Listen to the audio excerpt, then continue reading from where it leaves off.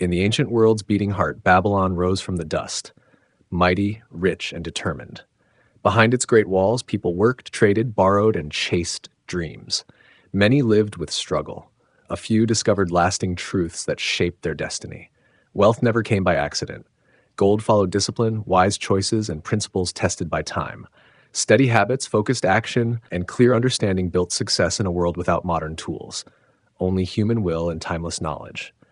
From market stalls to palace halls, merchants, scribes, builders, and lenders shared what they learned.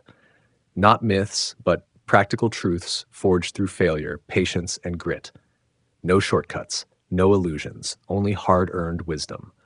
Though Babylon's walls have crumbled, the knowledge remains, unchanged, solid, and waiting for those ready to hear it. The path begins now. Chapter 1: The Man Who Desired Gold. In the city of Babylon, where high walls stood firm against time and the sun baked every stone with relentless heat, a man named Banseer sat upon a low wall that bordered his modest home. He was a chariot builder by profession, known for strong hands and fine craftsmanship, but on this day his tools lay idle. Sweat clung to his brow, not from labor, but from thought. His eyes stared far into the distance, not at anything in particular, but into the vastness of desire and disappointment. His half-finished chariot stood behind him, neglected. The wheels remained unshaped, the frame still bare. Though his skill was without fault, today his heart was heavy, burdened not by the weight of wood and bronze, but by the weight of questions. For all his life's labor, he found himself no richer, no freer than the day he first began to work. Years of toil had passed, yet his coin pouch remained flat, and his dreams of wealth drifted like smoke. As the heat shimmered on the streets of Babylon, a familiar figure approached. Kobe, the musician. A lyre slung across his back, Kobe's voice had brought joy to many feasts and royal halls. Yet he, too, struggled with empty hands and unmet needs. He greeted Banseer warmly, but quickly noted the unfinished chariot and the strange stillness of his friend. "Why do you not labor?" Kobe asked, glancing at the neglected tools. Banseer replied with a sigh, his voice quiet but steady. "Because I am weary, not in body, but in spirit. I build fine chariots, yet I have not enough silver to own even one. I rise each day and work until the stars appear, but I remain poor. I see merchants who grow rich, moneylenders whose wealth multiplies, and even simple men who walk with heavier purses than I. Why do I remain among the poor when my labor is honest and my effort is tireless?" Kabi sat beside him, understanding all too well. "Your words echo in my heart. I, too, am skilled. My songs bring joy to the noble and the common alike. Yet I find myself counting coins before each meal and bartering songs for bread.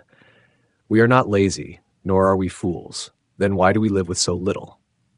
They sat in silence, the air between them thick with unspoken truths. It was not envy that stirred within them, but confusion. How could men who worked so diligently remain trapped in poverty while others, seemingly less burdened, prospered? "I have thought of late," Banseer said at last, "that perhaps we do not know the proper way to attract gold. Perhaps, like water, gold flows in certain channels, and we, knowing not where they lie, have been building our lives far from their banks." "Then let us learn," Kabi said, his eyes lighting with determination. "There is one man in Babylon whose purse is never empty, Arkad. They say he began as poor as any of us, yet now he is the wealthiest man in the city. If he has found a way, then perhaps he can show it to us." Banseer nodded. "If I knew how to keep even a small portion of my earnings, I would feel like a wealthy man already." They resolved that very hour to seek Arkad's wisdom.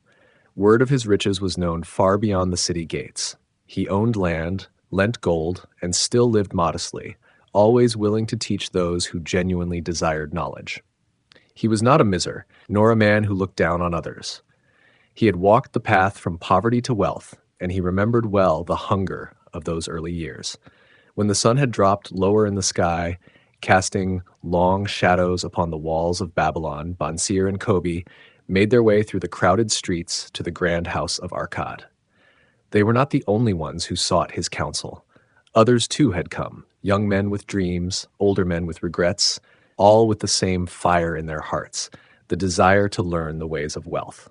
Arkad received them with a calm smile and a knowing gaze. He listened to their plea, not with surprise, but with the quiet understanding of one who had once stood in their place. "You have taken the first step," Arkad said. You have recognized that wealth does not come from toil alone. Gold is the reward for wisdom, for learning the laws that govern its behavior. Just as the sun follows a path in the sky, so too does gold follow the laws of men who understand it.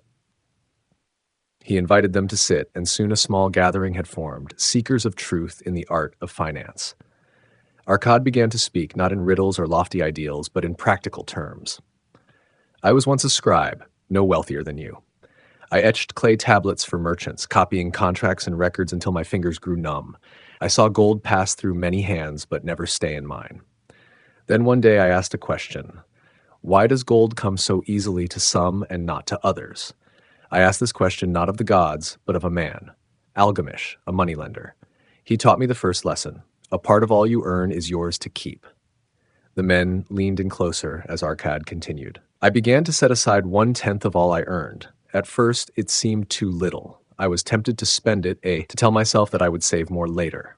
But I did not. I kept it hidden and untouched. Over time, it grew. And as it grew, so did my understanding. I learned to control my desires, to avoid foolish spending, to invest wisely. I made my gold work for me. That is the path to wealth. Bansir and Kobe listened intently. They realized how much they had earned over the years, and how little they had kept. Their money had slipped away with every indulgence, every temporary pleasure, every purchase made without thought. You must treat gold as a servant, Arkad explained. Make it labor for you. If you allow it to lie idle, it will not multiply. But if you invest it wisely, it will grow, and the offspring of that gold will work as well. In time, even a modest purse becomes a river of wealth. The gathering ended, but the lessons had just begun. Arkad promised to teach them more. The cures for a lean purse, the laws of gold, the secrets that turned coin into comfort and abundance.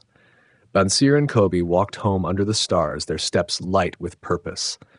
For the first time in years, they did not speak of lack or misfortune.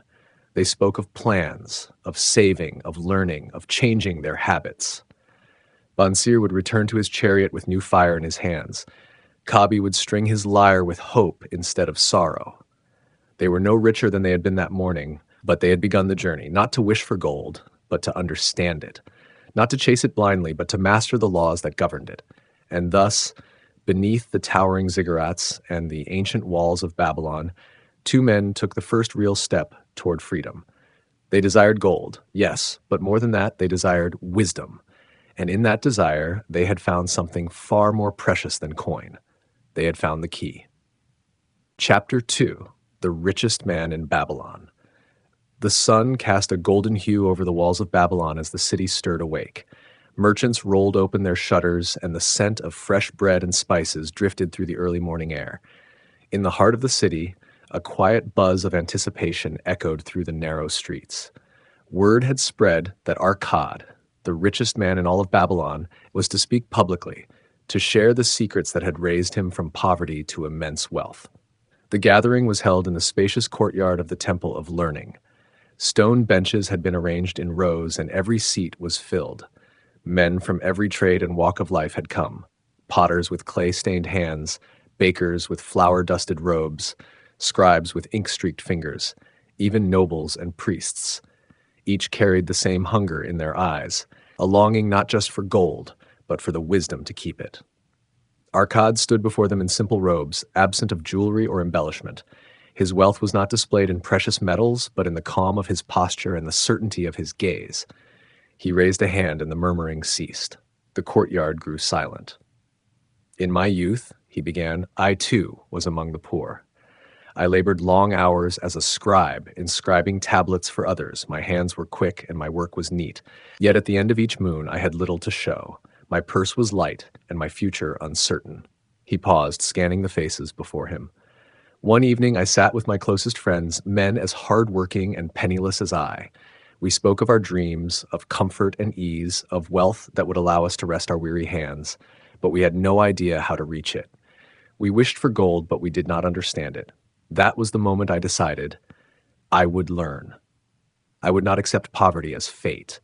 The crowd leaned in, attentive.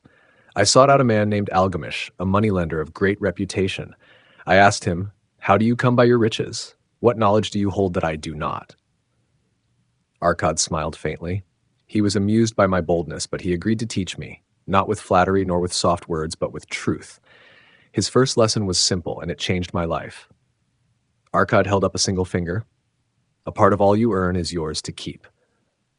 A murmur rippled through the crowd. Many furrowed their brows. One man stood. But we keep what we earn already, he said. Arkad shook his head.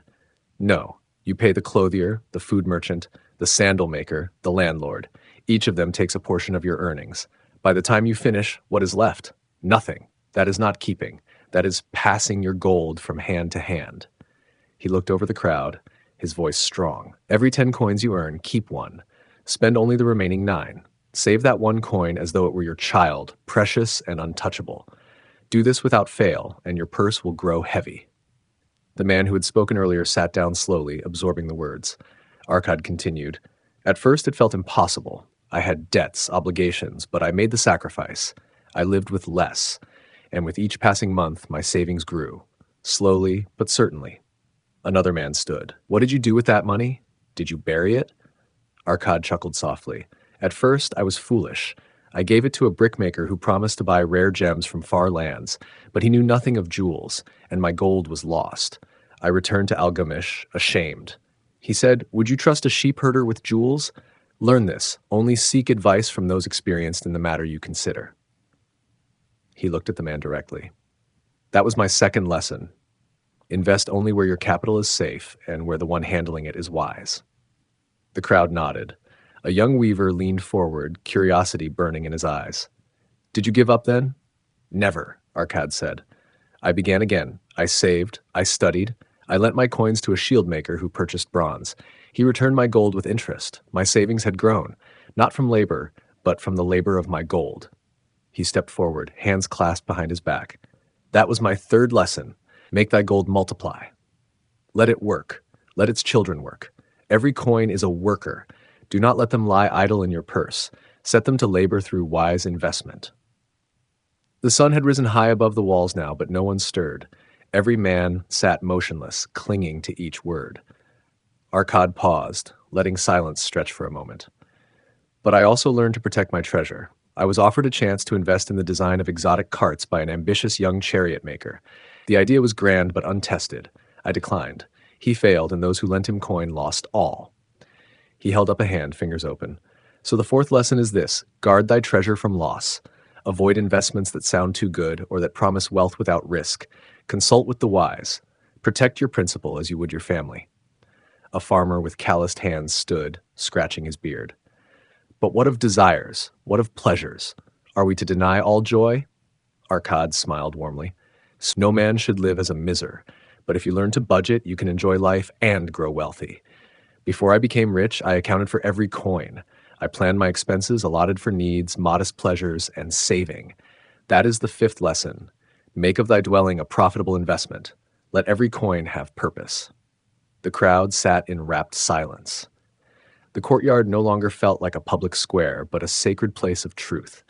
Arkad's voice dropped lower, more intimate. There came a time when my gold grew faster than I could spend it. I bought land, I lent to traders, I built houses. My gold had become a flowing river. That is the fruit of discipline and wisdom. He stepped aside, allowing a moment for reflection. Many think wealth is beyond their reach. They say the gods did not favor me, or my trade earns little. But I say this: wealth is for every man who will learn its laws. And it does not care where you were born or what craft you practice. It cares only that you follow its rules. A boy barely into manhood stood. His voice trembled with youth, but his question was clear. When should I start? Arkad looked at him with pride. Start today. There is no better moment. Each day you wait is a coin you will never see again. He turned to the crowd, raising his voice one final time. Let not your purse be empty. Let not your future be uncertain. Keep 1 part in 10. Invest with care. Multiply your wealth. Guard it against loss. Learn before you risk. And let each coin be a soldier in your service. The courtyard erupted into quiet murmurs. Men rose, their minds ablaze with resolve. Some clutched their coin pouches. Others spoke in hushed tones about cutting waste, starting anew, finding mentors. Arkad stepped down from the dais. He did not linger for praise. He did not need applause. His wealth was not in the weight of his purse, but in the power of the knowledge he had passed on. The crowd dispersed slowly, their feet returning to the dust of Babylon's streets, but their minds walking a different path now, one paved not with chance, but with choice. As Arkad walked through the shaded alleys of the city, children played in the dust and women drew water from the well. He nodded to the familiar faces. Once he had lived among them in scarcity. Now he lived among them in wisdom. And Babylon, city of splendor and stone, now held within it the seed of transformation, not because of the coins in Arkad's vault, but because of the truths he had planted in the hearts of men willing to listen. Chapter 3. 7 Cures for a Lean Purse. The royal palace of Babylon shimmered under the midday sun, its grand courtyards echoing with footsteps of nobles, scribes, and servants alike. King Sargon, ruler of the vast empire, sat upon his golden throne, troubled in thought. His advisors had brought forth a matter of great urgency, not a threat from war or rebellion, but something more insidious and far-reaching. The people of Babylon, once the pride of Mesopotamia, had grown poor. Craftsmen complained of empty workshops, farmers groaned under debts, merchants whispered of slow trade and heavy taxes. Even soldiers, proud and loyal, found their coin pouches thin. Though the city's treasury remained strong, the wealth of the people had withered. King Sargon summoned his most trusted counselor. "Why do my subjects suffer want while gold sleeps untouched in the royal vaults? What use is treasure if it cannot lift the burdens of those who toil beneath our banner?" The counselor replied, "Majesty, your wisdom seeks not just to rule, but to uplift. If it pleases you, let us find the man whose purse overflows, whose wealth did not fall from the sky, but was built with hands and mind. Let him teach the people." Thus, a royal decree was sent throughout Babylon. Arkad, the richest man in the city, was summoned to appear before the king. He entered the palace humbly, dressed simply, but with the calm assurance of one who had mastered the art of wealth. King Sargon received him graciously. "You have grown rich while many have grown poor. Tell me, Arkad, can this knowledge be taught?" Arkad bowed. "Majesty, wealth is not a mystery, nor is it luck. It is a science with laws and principles. Any man who will learn and follow them may build his fortune." "Then teach them," the king commanded. "We will select 100 men, chosen from all walks of life, and you shall instruct them. Let these lessons be spread to all corners of Babylon, and let our city thrive once more." So it was arranged. Within the walls of the great temple of learning, Arkad stood before 100 chosen citizens, young and old, poor and modest, men of various trades, and there for 7 days he taught them 7 cures for a lean purse. The first cure: start thy purse to fattening, Arkad paced slowly before them. The first step to wealth is simple: save.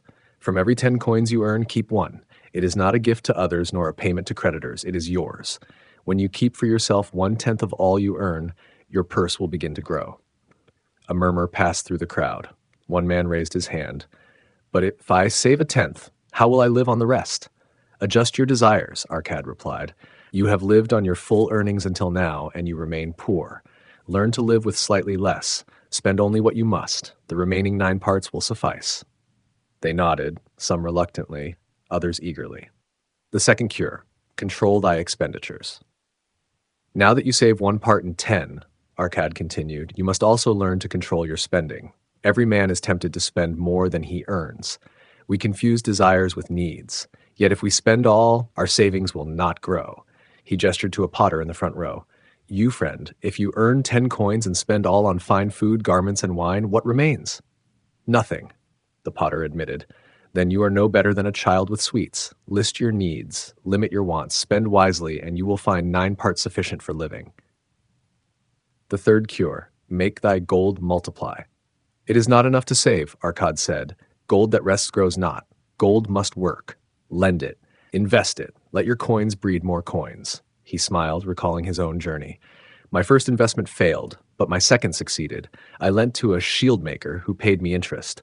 That interest was reinvested. Soon I had many coins. They became my servants. A farmer in the crowd raised a question. How shall I invest if I know nothing of trade? Then learn, Arkad replied. Study, ask, seek the counsel of the wise. Invest not in promises, but in plans you understand. The fourth cure: guard thy treasures from loss. Foolish is the man who trusts every voice that offers riches, Arkad warned. Before you part with gold, ask, is this investment safe? Is the man experienced? Is the risk reasonable? He told them of his loss with the brickmaker and the false gems. Trust only the skilled in their craft. Ask questions, protect your principle. Even a modest return is better than great loss. A carpenter asked, should I never take risk? Some risk is necessary, Arkad answered, but do not gamble. Let reason guide you, not greed. The fifth cure, make of thy dwelling a profitable investment. Arkad turned to the topic of home. If you rent year after year, your coin builds another man's fortune. Save to buy your own home. Own your roof. It brings pride, security, and reduces living costs. He paused to let the idea settle. Even a modest home can be owned. Build with care. Use your savings. A home is not just shelter, it is a foundation for wealth. The sixth cure, ensure a future income. We do not labor forever, Arkad said. There will come a time when strength fades or work ceases. Wise is the man who prepares now. He looked over the gathering. Invest in places that will provide when you no longer can.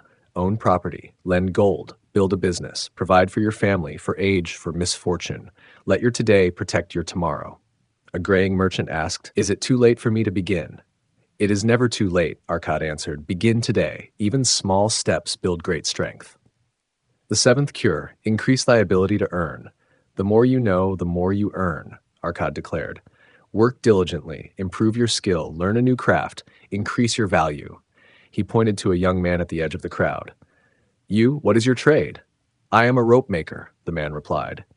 Then be the finest rope maker in Babylon. Let no knot escape your mastery. Soon others will seek your cords, and you will name your price.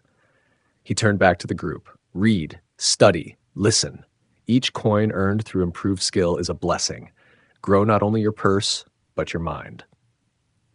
By the end of the seventh day, the men were transformed. No longer did they carry only questions. They carried tools. They spoke of savings, of budgets, of cautious investments. They planned, they calculated, they hoped, not on luck, but on discipline. News spread. These 100 men shared what they had learned with friends, families, neighbors. The lessons of Arkad rippled through Babylon like water through dry land. In time, the city that once groaned with poverty began to hum with industry and purpose. King Sargon, hearing the results, summoned Arkad once more. You have done well, the king said. Your teachings have revived hope in my people. Their purses grow heavier, their homes are steadier. Babylon rises again. Arkad bowed. Majesty, the credit belongs not to me, but to the laws of gold. They were not mine to create, only mine to follow and to teach. And thus, in the city of stone and sun, where towers reached high and rivers carved the land, a new wealth was born, not just of coin, but of wisdom. For a lean purse may be filled, not by chance or favor, but by the hand of the man who learns, plans, and acts with purpose. And Babylon, golden Babylon, remembered these lessons for generations. Chapter 4, Meet the Goddess of Good Luck. The sun had begun to dip behind the towering gates of Babylon, casting long shadows across the bustling marketplace.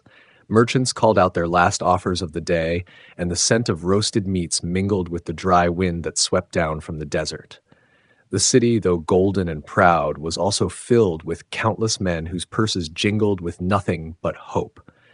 In a shaded courtyard behind the temple of Marduk, a group of men gathered as they often did in the evenings.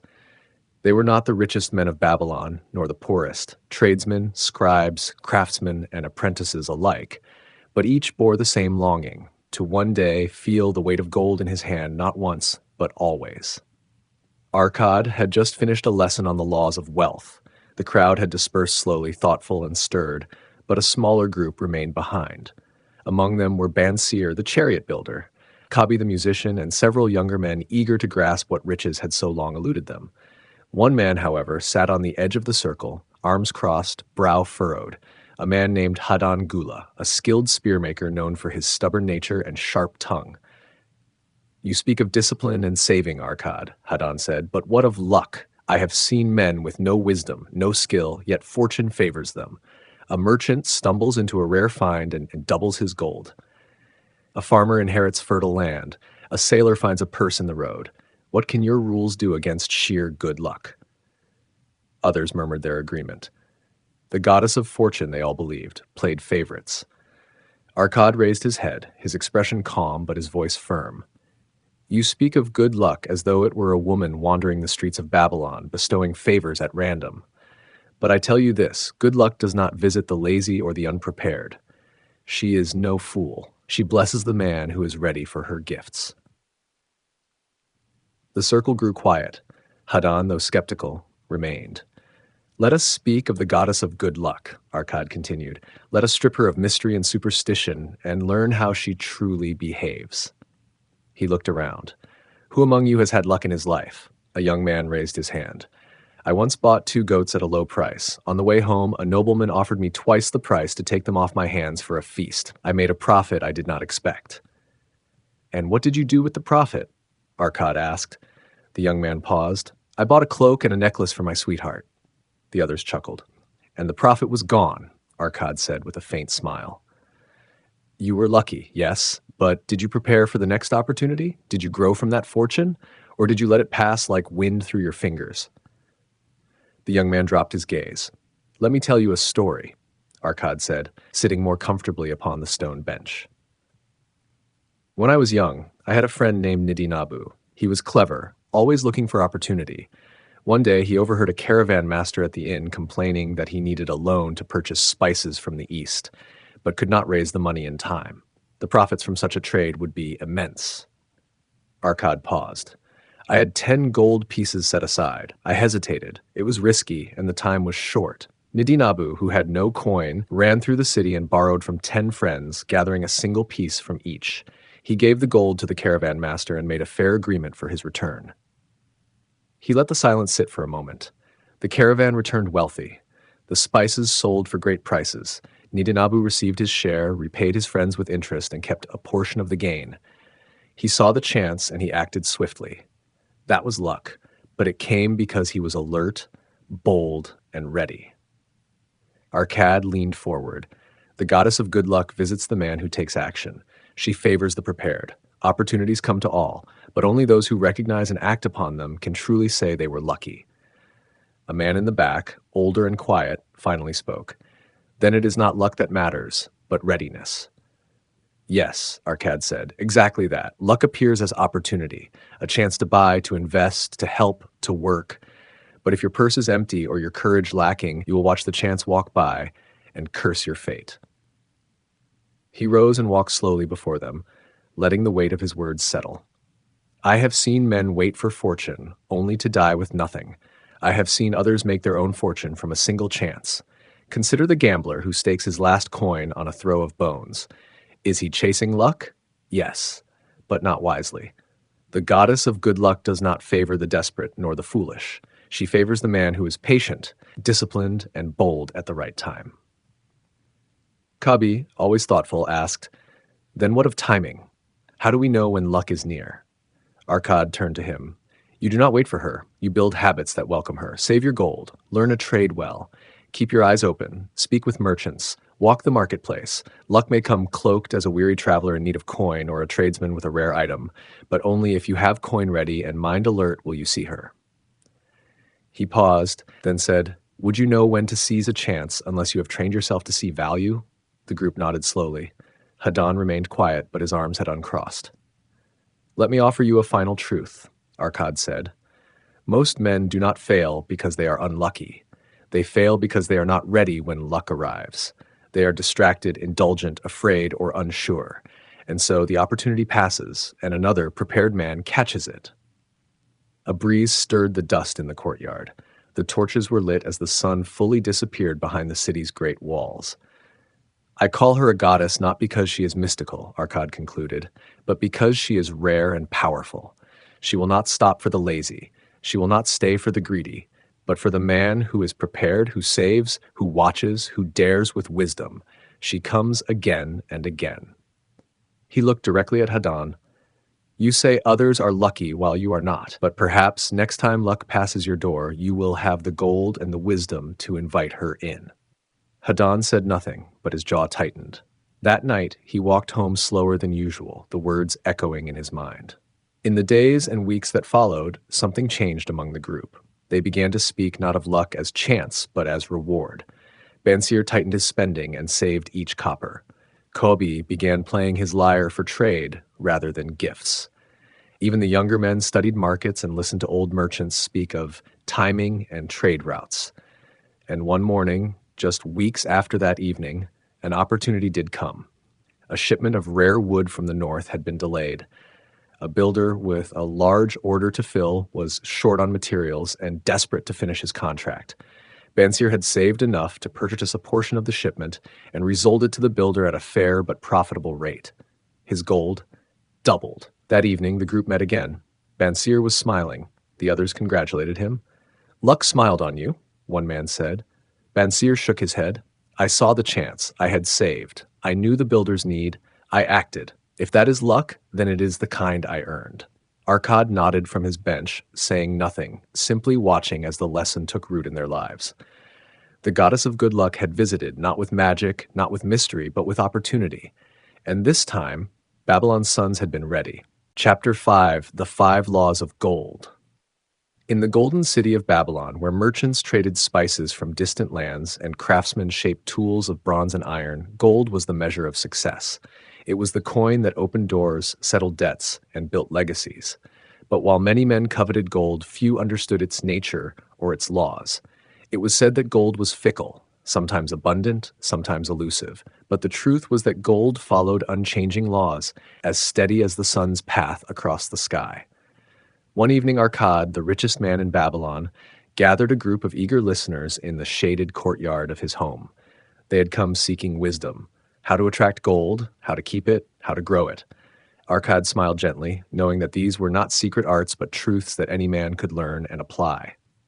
"Gold," he began, "is a faithful servant if you treat it rightly, but it is a cruel master if you misuse it. To gain wealth, you must first understand gold's 5 laws.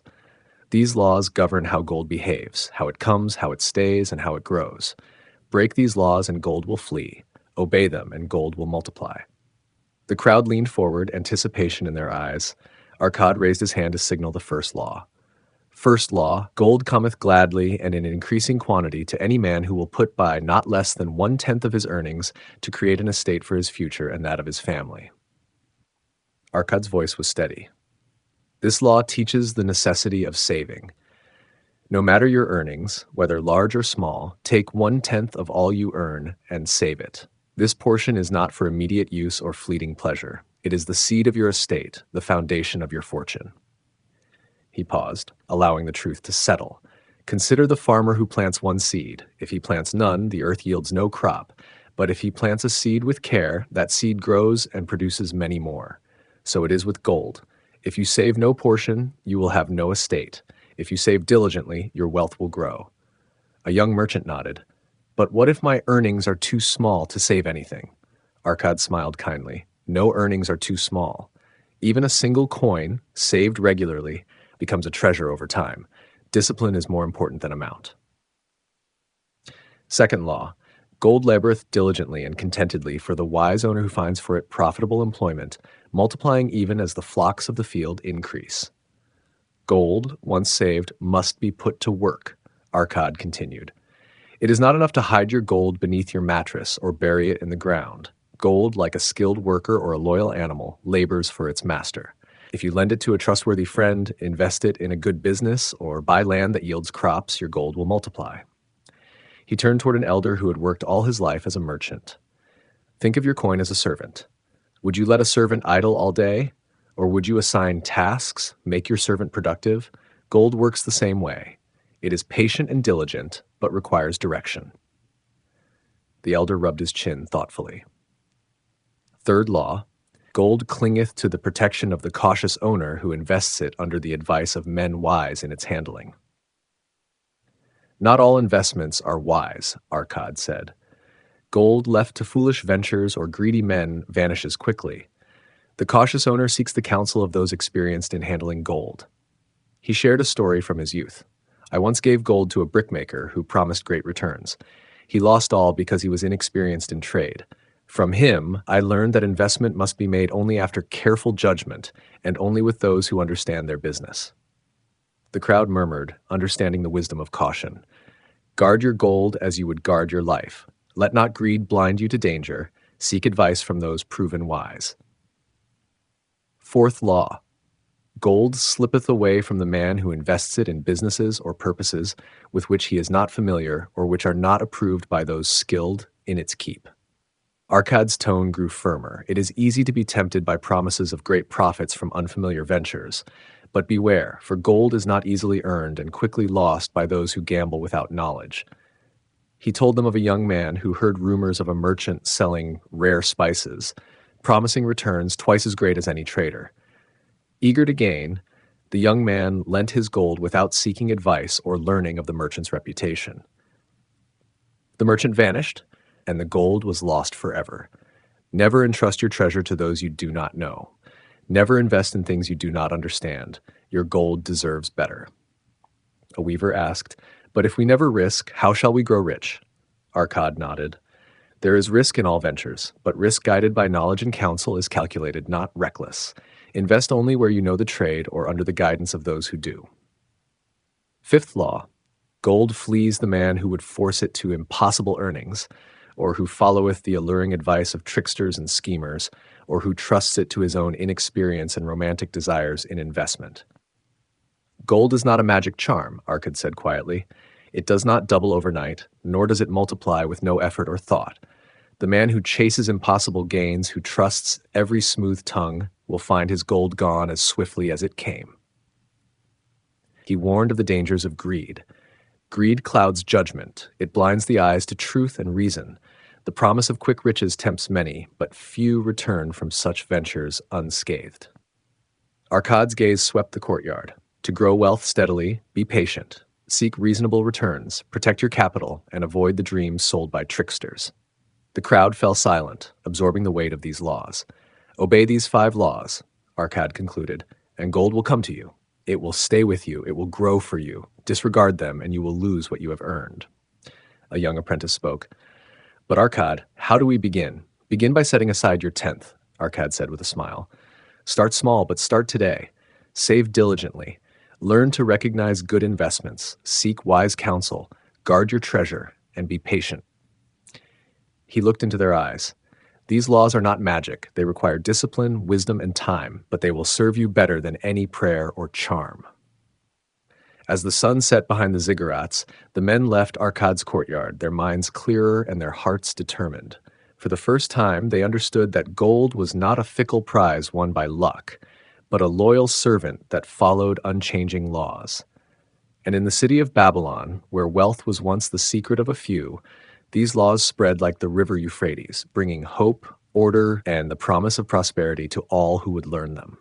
Chapter 6: The Gold Lender of Babylon. Babylon's streets thrummed with life and commerce, a city where fortunes were made and lost with the rise and fall of the sun.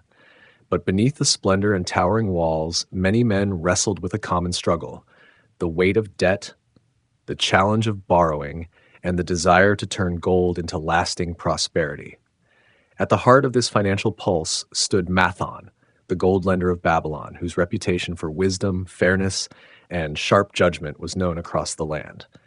Mathon's office was modest but well organized, tucked between the bustling market and the grand temple of Marduk. Its walls were lined with shelves crowded with scrolls, tablets, and ledgers, records of loans granted and repaid, debts forgiven and settled. A heavy scale sat upon the desk alongside bags of gold coins, symbols of both wealth and responsibility. Mathon himself was a man of keen eyes and measured words, known not just for lending gold, but for teaching the principles behind its wise use.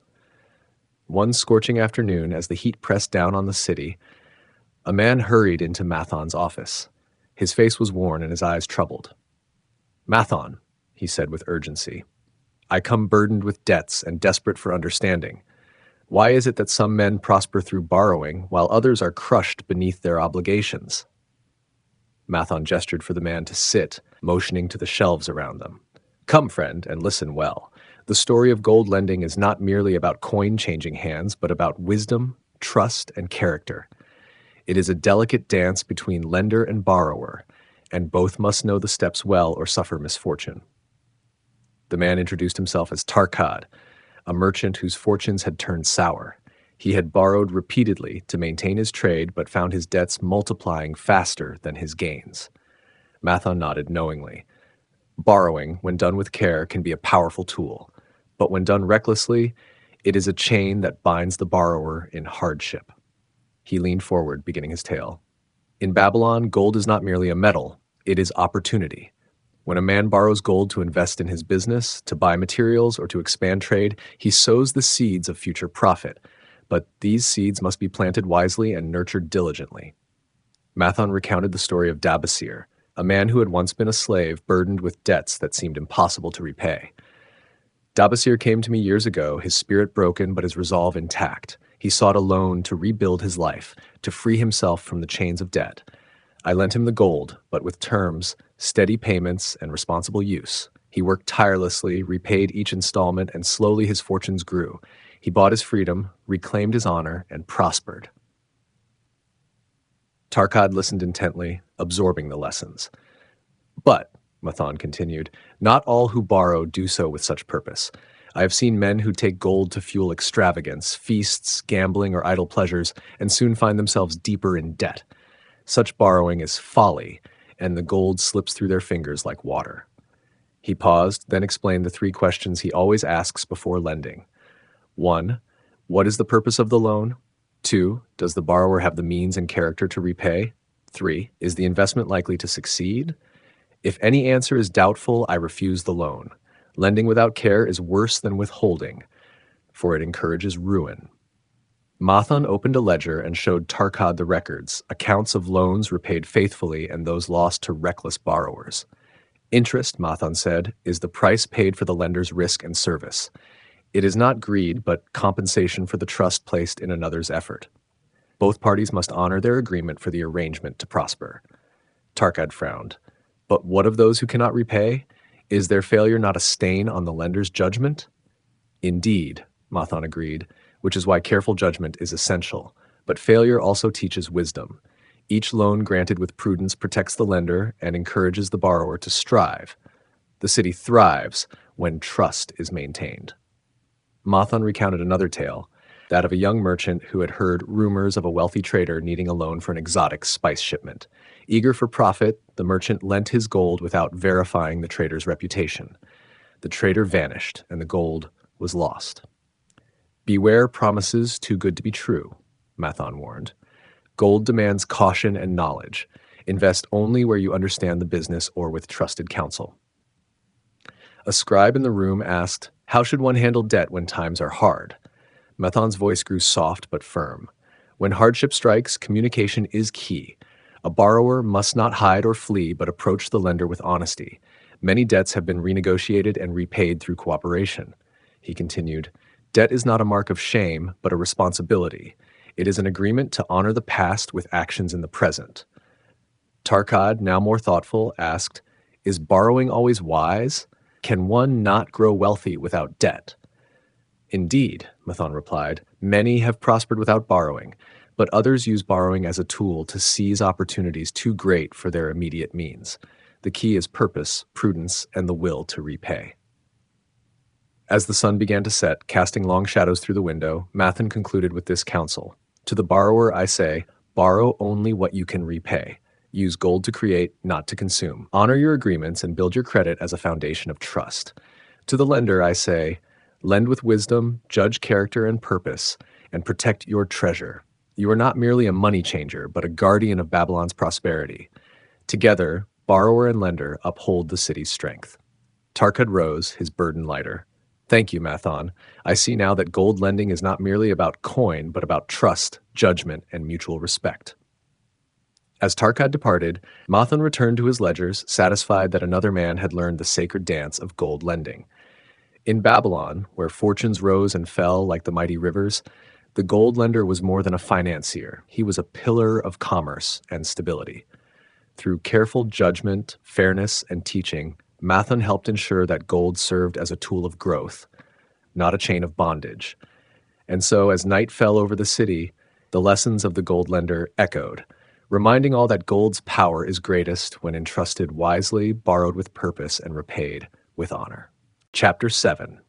The Walls of Babylon. Babylon stood proud and unshaken, not merely because of its wealth or the might of its army, but because of its mighty walls that encircled the city like a protective embrace. These walls were the pride of the people, massive stone fortifications that had kept invaders at bay for generations, strong enough to withstand the fiercest attacks and the harshest sieges. Yet beyond their physical presence, the walls of Babylon held a deeper meaning, a lesson not only about defense against enemies, but about safeguarding what one values most, especially wealth. On a warm evening, as the sun dipped low and cast its golden light over the vast expanse of the city, Arcad, the richest man in Babylon, gathered with a small group of tradesmen and apprentices just inside the shadow of these great walls. Their faces were marked with the worries of everyday life, the rising cost of goods, the temptations of easy spending, the uncertainties of business deals. They had heard of Arcad's wisdom and hoped to learn how to protect their own growing fortunes from ruin. Arcad began, his voice calm but commanding. Babylon's walls have stood for centuries, but their strength is not simply in the stones that form them. Their power comes from the wisdom with which they were built, the care given to their maintenance, and the vigilance of those who guard them. He gestured toward the towering ramparts, visible even in the fading light. So too must you build walls around your wealth, walls that protect your purse and your future from the many dangers that threaten to consume them. The men exchanged glances, eager to understand what such walls might be. Arcad continued. The first danger to your wealth comes from without, thieves, misfortune, and foolishness. But just as the walls of Babylon guard against invading armies, you must guard your gold from those dangers that seek to take it away. And the first wall you must build is called budgeting. Arcad explained. Budgeting is the careful accounting of every coin earned and every coin spent. It is knowing precisely how much gold comes into your purse and where it goes. Without this knowledge, your wealth is like a city without walls, open to attack, vulnerable to loss. He told them of merchants who failed not because their trade was poor, but because they spent more than they earned, buying unnecessary luxuries or lending gold without hope of repayment. Control your expenses, Arcad warned. Let not desires grow beyond your means. Every coin spent without thought is a breach in your walls, an opening for ruin. Next, Arcad spoke of the second wall, saving. A city's walls cannot be built in a day. They must be laid stone by stone with patience and care. So it is with saving. You must set aside a portion of your earnings regularly, no less than 1/10, and guard it as sacred. He emphasized the importance of this wall. Without saving, your wealth has no foundation. Spend only what remains after saving. Let your savings grow steadily, and your walls will strengthen. Arcad shared stories of men who failed because they never saved, who lived paycheck to paycheck, always vulnerable to sudden hardship. The third wall he described was wise investment. Gold left idle is like a wall with no guards, Arcad said. It must be set to work, earning more gold. But this work must be careful and thoughtful. Invest only where you understand the business or under the guidance of those experienced. He cautioned against the temptation of schemes promising great returns with little risk. These are weak points in your walls, waiting for disaster. The fourth wall was insurance and protection. Babylon's walls had towers to watch for danger, gates to control entry, and guards to respond to threats. So must you protect your wealth from misfortune, own your home, protect your family, and have reserves for emergencies. Arcad explained that unforeseen events, fire, sickness, bad seasons, could wipe out a fortune if one was unprepared. The fifth and final wall was discipline. This is the strongest gatekeeper, Arcad said. Without discipline, all walls crumble. You must resist temptation, avoid debt that cannot be repaid, and follow your plan no matter the difficulties. He told of men who broke their own walls through careless spending or failed to maintain their savings only to find ruin. A young apprentice asked, "But even with walls, can a city not fall? What if misfortune strikes despite our best efforts?" Arcad nodded gravely. True. No walls are perfect, but if built well, you can rebuild. A man with savings, investments, and discipline can recover from loss. The walls you build will not only protect your gold, but will give you strength to rise again. He shared the story of a friend who lost everything to fire but rebuilt his fortune through patience and wise choices. The group sat silently, understanding the depth of the lesson. Arcad concluded, "Wealth, like Babylon, is a treasure worth defending. Build your walls strong, not of stone, but of wise habits, careful planning, and steadfast discipline. Only then will your prosperity endure the storms of life. As stars blanketed the night sky over Babylon, the men left with renewed determination, their minds set on guarding their purses as fiercely as the city guarded its gates. Thus, the walls of Babylon became more than a physical defense. They were a symbol of the principles every man must follow to protect his wealth and secure his future against the many forces that threatened to take it away. From the towering ramparts of the city to the small daily choices each man makes, the lesson of the walls of Babylon resonates. Building and maintaining protection for your wealth is as important as earning it. Without strong defenses, even the greatest treasure is vulnerable. But with patience, discipline, and wisdom, your financial walls will stand firm through time. Chapter 8, The Camel Trader of Babylon. The sun was just beginning to rise over the golden city of Babylon when Tarkad, a once successful camel trader, found himself sitting alone on a dusty bench near the bustling marketplace. The sounds of merchants shouting, animals braying, and the clatter of wheels filled the air, but Tarkad's mind was far from the lively scene. His face showed the weariness of a man burdened by regret and misfortune. His once thriving caravans had dwindled to nothing, his debts piled high, and his dreams of prosperity felt shattered. Tarkad had not always been down on his luck. In his youth, he had been full of ambition and hope, eager to carve his path in the thriving trade routes of Babylon. His early ventures were modest but successful. He bought camels, loaded them with goods, and sent caravans across deserts and fertile lands alike. His reputation grew, and so did his fortune. But over time, Tarkad's fortunes changed. His first mistake was borrowing gold recklessly. Seeing opportunities that he did not fully understand, Tarkad sought loans to expand his trade beyond his means. He trusted the promises of quick profits from unfamiliar markets and invested hastily without proper counsel or knowledge. His caravans faced raids, his goods were lost to storms, and his debts mounted faster than his income. One day, faced with creditors knocking on his door and the threat of losing all he owned, Tarkad sank into despair. He realized that wealth was not simply about earning gold, but about managing it wisely, protecting it carefully, and making informed decisions. Yet, he felt trapped in a spiral of debt and failure, unsure how to break free. It was in this dark hour that Arkad, the richest man in Babylon, noticed Tarkad's plight. Arkad had long been a symbol of wisdom and prosperity in the city, and many sought his counsel. Seeing Tarkad's distress, Arkad approached him with compassion and offered a chance to learn the lessons that had led him to wealth. "Tarkad," Arkad said, "your story is familiar. Many men fall not because they cannot earn gold, but because they lack the knowledge to hold on to it. Will you listen to the principles that can restore your fortune?" Tarkad nodded eagerly. "Teach me, Arkad. I am ready to learn." Arkad began by reminding Tarkad that wealth is built not by chance, but by careful choice.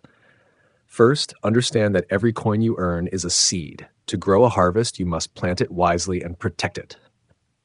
He urged Tarkad to start by living within his means. Spend less than you earn, no matter how small your income. Pay off debts methodically, beginning with the smallest, and avoid borrowing for anything but ventures that will surely bring profit. Tarkad learned about the importance of saving consistently, even if only a fraction of his earnings. Arkad explained that saving was the foundation of all wealth, a wall built brick by brick to protect against misfortune. Save at least 1/10 of your earnings, Arkad advised. Guard this savings jealously. Let it grow, and it will become your shield and your sword in the battles to come. Next, Arkad spoke of wise investment. Your gold must work for you, growing steadily over time, but invest only in enterprises you understand or under the counsel of those experienced. Never rush into ventures that promise great riches quickly. These are often traps. Arkad also stressed the value of protection. Secure your wealth by insuring your goods, protecting your home, and maintaining reserves for emergencies. The storms of life come without warning. Finally, Arkad emphasized discipline. Without discipline, all your walls will crumble. Resist temptation, avoid reckless spending, and follow your plans faithfully. Tarkad listened intently, absorbing every word. He realized that rebuilding his fortune would require patience, care, and unwavering commitment. Arkad's guidance gave him a roadmap out of despair. Over the following months, Tarkad applied these lessons diligently. He budgeted his earnings, cutting unnecessary expenses. He saved faithfully, building a small but growing reserve. He sought advice before investing, choosing only ventures he understood. He insured his caravans and guarded against risks. Slowly but surely, Tarkad's fortunes turned. His caravans began to thrive once more. His debts diminished, and his confidence grew. The lessons learned through hardship and Arkad's wisdom had built new walls of protection around his wealth.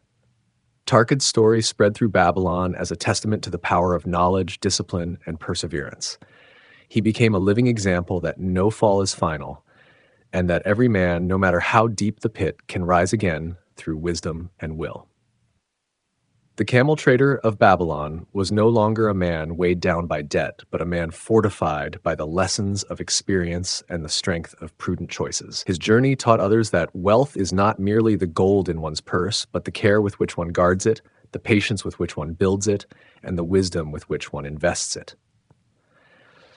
Babylon's bustling markets thrived. Its caravans crossed deserts and mountains, and among its people, Tarkad's story reminded all that true wealth is created and preserved through knowledge, discipline, and the courage to change. The walls of Babylon protected the city from invaders, but it was the walls built within men, walls of wisdom, prudence, and discipline, that protected the fortunes and futures of its people. Tarkad's journey embodied this truth, a beacon to all who seek not just to earn, but to keep and grow their wealth, enduring beyond fortune's fleeting whims. Chapter 9: The Clay Tablets from Babylon. In the thriving city of Babylon, a jewel of the ancient world, nestled between the life-giving rivers Tigris and Euphrates, there existed an invaluable treasury not made of gold or precious gems, but of wisdom. Wisdom inscribed on fragile clay tablets that had withstood the test of time. These tablets, etched by the hands of skilled scribes thousands of years ago, contained principles of wealth, prudence, and character that guided the lives of many men, shaping fortunes and destinies alike. Among the city's inhabitants was a young man named Dabasir. Born into humble circumstances, Dabasir dreamed of prosperity and freedom, but was unprepared for the discipline and patience required to achieve such dreams. Early in life, he was impulsive and reckless, indulging in luxuries and borrowing freely to maintain a lifestyle beyond his means. His debts grew, entangling him in a web of financial bondage that eventually led to his enslavement, a fate not uncommon in Babylon for those who failed to manage their affairs wisely. One day, as a slave bound in chains not just of metal but of regret, Dabasir encountered another captive who spoke of the ancient clay tablets, repositories of knowledge that had guided Babylon's wealthiest and wisest citizens for generations. These tablets contain 7 timeless laws of financial success, carved into clay and passed down through the ages, meant to liberate men from poverty and teach them the path to enduring wealth. The first law etched upon the tablets was simple yet profound. Start thy purse to fattening. This meant that no matter how little one earned, a man must save at least 1/10 of his income before spending any part of it. It was a principle of self-payment, setting aside a portion for oneself as the first and most sacred expense. Dabasir understood that this law formed the foundation of all wealth and made a solemn vow to abide by it, no matter the hardships he faced. The second law warned, control thy expenditures. It was not enough to save, one must also live within one's means. Many fall into the trap of spending as if income were limitless, chasing after desires that outpace earnings, thereby creating debts that enslave rather than opportunities that free. Dabasir reflected on his own extravagances and vowed to curb unnecessary spending, learning to distinguish between wants and needs, and to find satisfaction in simplicity. The third law proclaimed, make thy gold multiply. Money idle loses its value over time, but when invested wisely, it breeds more money. The tablets cautioned against reckless speculation and the lure of quick riches, advocating instead for prudent investments that provide steady returns. Dabasir took this lesson to heart, seeking ventures that promised real value and learning from experienced traders before committing his gold. The fourth teaching emphasized caution. Guard thy treasures from loss. Babylon's merchants knew well the many dangers that could destroy wealth: fraud, theft, natural disasters, market crashes. Diversification of investments, insurance of assets, and reserves for emergencies were vital defenses. Dabasir began to protect his hard-earned wealth, ensuring that one misstep would not wipe away years of effort. The fifth law urged, "Make of thy dwelling a profitable investment." Instead of renting, owning property was a way to build security and potential income.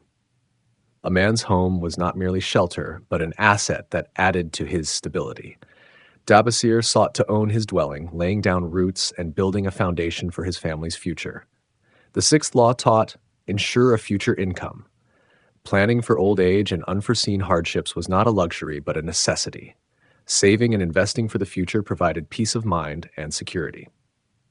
Dabasir began setting aside gold not only for present needs, but to secure his family's well-being in years to come. The seventh and final law was perhaps the most important. Increase thy ability to earn. Knowledge, skill, and experience were the greatest assets a man could possess. Continuous learning, refining one's trade, and adapting to changing circumstances expanded earning potential and opened new doors. Dabasir committed himself to lifelong education and self-improvement, understanding that his personal growth was inseparable from his financial success.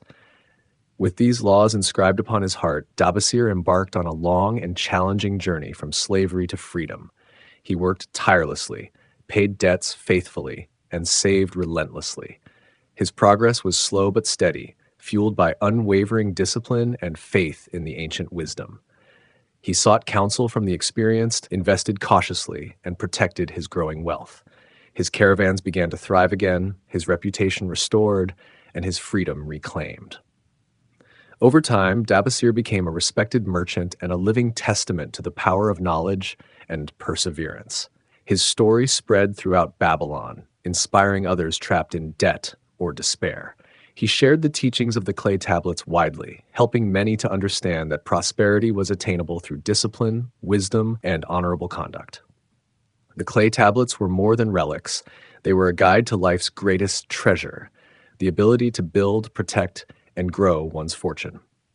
They proved that wealth was not a matter of luck or fate, but the result of consistent, wise choices. Babylon's enduring greatness lay not only in its architecture or commerce, but in the wisdom it preserved and passed on. The tablets reminded every man that true wealth comes from discipline and knowledge, and that even the deepest fall can be overcome.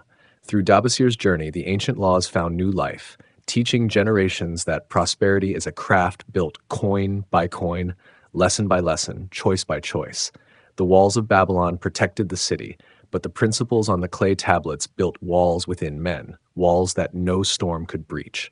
In the end, the clay tablets from Babylon endure as a beacon of hope and guidance. They teach that wealth is a lifelong pursuit, one that honors both gold and the character of the man who earns it. Chapter 10: The Luckiest Man in Babylon. In the vast and vibrant city of Babylon, where the markets buzzed with traders from distant lands and the streets were alive with the clatter of coins and the cries of merchants, there lived a man named Sharu-Nada. He was known throughout the city as the luckiest man in Babylon, a title that many envied and few understood. For wherever Sharu-Nada walked, fortune seemed to follow. Deals that others feared to make, he seized with confidence and wisdom. Opportunities appeared at his doorstep like the morning sun rising over the great city walls, and his wealth grew steadily, season after season. But the truth behind Sharu-Nada's so-called luck was neither mystery nor chance. It was the product of years of hard work, steady discipline, wise choices, and a relentless commitment to preparing himself for every opportunity. His story was not one of magic or divine favor, but of human grit, learning, and courage, a story that anyone, regardless of their station in life, could learn from and emulate. Sharu-Nada's beginnings were humble. Born into a modest family without riches or influence, he spent his early years working alongside his father, a craftsman who labored daily to provide for his family. Even as a boy, Sharu-Nada was drawn to the bustling marketplaces of Babylon, fascinated by the merchants who traveled from distant lands with goods from all corners of the known world. He dreamed not just of wealth, but of independence, respect, and the freedom that came with self-made success.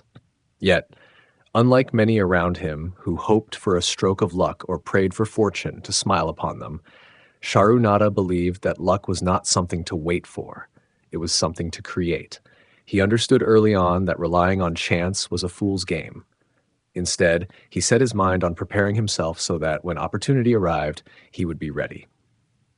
In his youth, Sharunada was like many young men, eager, ambitious, but sometimes reckless. He made mistakes, invested in ventures he barely understood, and sometimes spent his hard-earned money on fleeting pleasures rather than saving for the future. Life, however, was not patient. It taught him harsh lessons through failures and setbacks, but instead of giving in to despair, Sharunada observed closely, learning from both his mistakes and the successes of others. One day, while working under the guidance of a seasoned merchant named Namtar, Sharunada asked about the secret to lasting success in the uncertain world of trade. Namtar, a man with years of wisdom etched into his face, looked at him and said, "Luck, young one, is no mere accident or blessing from the gods. It is the result of preparation meeting opportunity. The man who waits idly for luck will wait forever.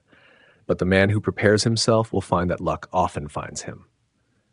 These words struck a deep chord in Sharunada's heart and mind.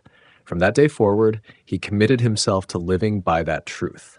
He began cultivating habits that would build a foundation strong enough to support his dreams. The first habit was saving, a discipline that many ignored in the excitement of earning. No matter how small his income, Sharunada vowed to set aside at least 1/10 of every coin before spending on anything else. This practice of paying himself first was the cornerstone of his growing wealth. By fattening his purse steadily, he created the capital necessary to seize future opportunities. Second, he learned the difficult art of controlling his desires. Babylon was a city of temptations. The allure of fine clothes, sumptuous feasts, grand celebrations, and exotic luxuries surrounded him at every turn. Many men squandered their fortunes on such distractions, only to find themselves broke and desperate. Sharunada understood that unchecked desires could quickly drain even the fullest purse. He learned to distinguish between what he wanted and what he truly needed, choosing modesty and restraint over excess. Third, Sharunada devoted himself to the study of commerce and trade. He observed the flow of goods through the markets, the timing of seasons and festivals, and the habits of buyers and sellers. Instead of chasing after every new opportunity or gambling on quick riches, he sought steady, reliable investments. He diversified his ventures, spreading his risks so that a loss in one area would not ruin his entire fortune. Fourth, he became vigilant in protecting his wealth. He insured his caravans against theft and disaster, stored his treasures safely, and maintained a reserve fund to weather the unexpected storms of life and business. He knew that prudence was as important as boldness, and that safeguarding what one has earned is essential to lasting prosperity. Perhaps most importantly, Sharunada invested in himself. He recognized that the greatest asset a man possessed was his ability to earn. He learned new languages to communicate with foreign traders, sharpened his skills in negotiation and persuasion, and built a network of trusted contacts and partners. He never stopped improving, believing that knowledge and skill were the keys to unlocking greater opportunities. Years passed, and though his fortune grew, Sharunada's journey was not without hardship. He endured fierce storms that damaged his caravans, partners who betrayed his trust, and sudden market shifts that threatened his investments. But each setback was met with resilience. He analyzed his failures, learned from them, and adapted his strategies. Rather than despair, he saw every challenge as a lesson. Then came a moment that would test all his preparation. News reached Babylon of a newly discovered trade route opening through distant lands, an uncharted path promising vast riches, but fraught with danger. Many merchants hesitated, fearful of the unknown, unwilling to risk their fortunes on uncertain ventures. But Sharunada was ready. His purse was fattened, his knowledge extensive, and his courage unwavering. He gathered a caravan, negotiated carefully to secure favorable terms, and set out boldly where others feared to tread. The journey was perilous. Harsh deserts, hostile tribes, and treacherous mountain passes challenged the caravan at every turn. Yet, Sharunada's preparation showed itself in every decision, from choosing the safest paths, ensuring supplies were adequate, to managing his men with steady leadership. When the caravan finally returned to Babylon, it was laden with rare spices, precious metals, fine textiles, and exotic goods that dazzled the market.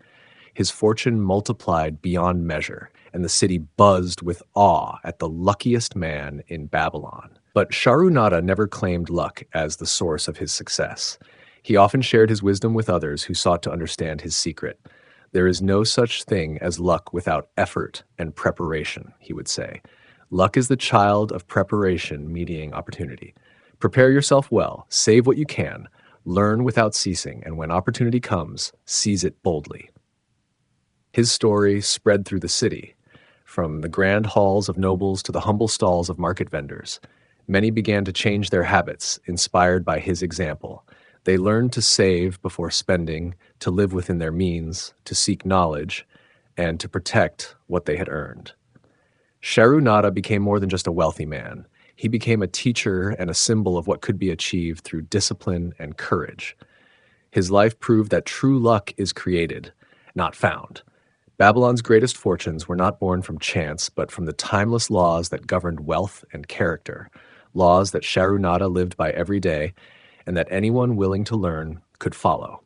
Long after his caravan ceased to roam and his name faded from the markets, the lessons of the luckiest man in Babylon endured.